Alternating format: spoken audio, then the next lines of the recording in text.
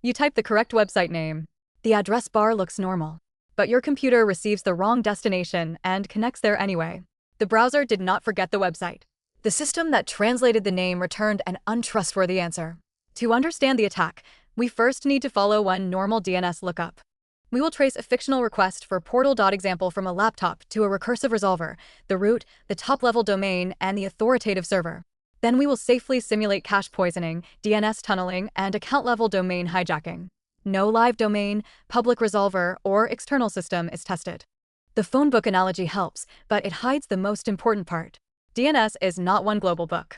It is a distributed directory. Your device asks a recursive resolver to do the work. That resolver follows referrals through the hierarchy until it reaches a server authoritative for the name, then returns the record. Our local simulation uses addresses reserved for documentation. The client is 192.0.2.10. Its resolver is 192.0.2.53. The fictional portal is 198.51.100.25. These are not live targets.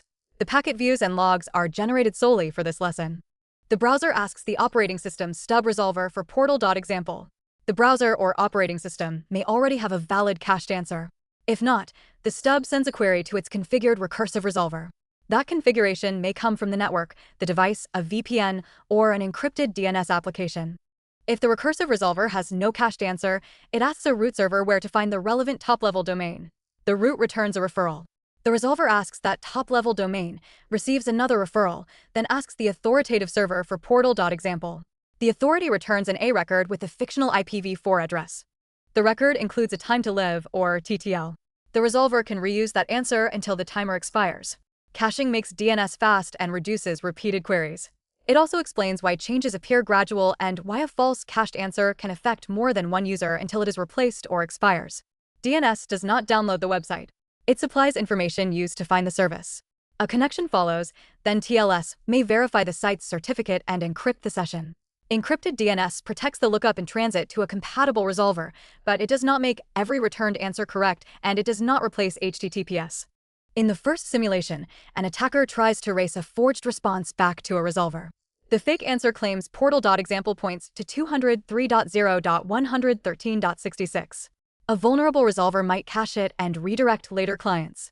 Modern defenses include unpredictable query values, source port randomization, careful bailiwick rules, and DNSSEC validation where available. Our corrected resolver validates DNSSEC. The genuine signed data forms a chain of trust.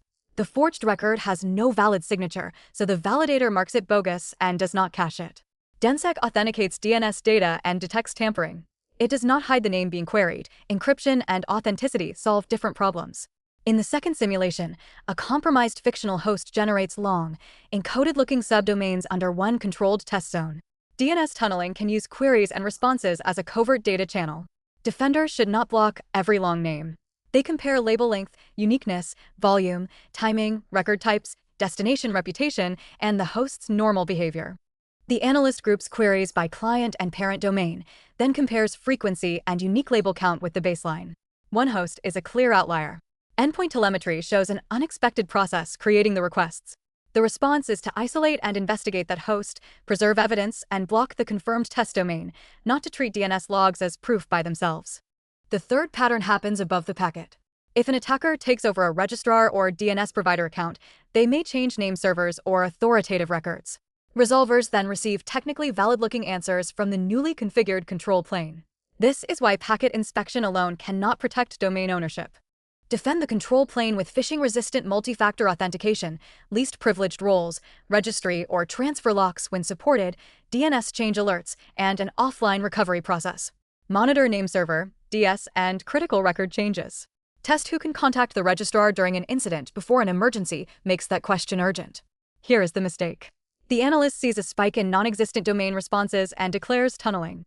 But a new application release is repeatedly requesting a misspelled service name. The consequence is a noisy block and an avoidable outage. One DNS metric is a lead, not a verdict. Use 4 layers of evidence. Inspect the query pattern. Check the domain and registration context. Identify the endpoint, user, and process that generated it. Finally, inspect authoritative and registrar changes when ownership may be involved. The corrected investigation explains both the strange DNS traffic and the system behavior behind it. The practical checklist is layered. Use maintained resolvers, validate DNSSEC where appropriate, and retain privacy-aware DNS telemetry. Harden endpoints and correlate DNS with process activity. Protect registrar and DNS provider accounts with strong authentication and change controls. Keep an incident runbook with trusted contacts and known good records. Remember the model. DNS delegates a question until an authoritative source answers. Resolvers cache that answer for speed. Attackers may target the cache, abuse the query channel, or seize the source of truth.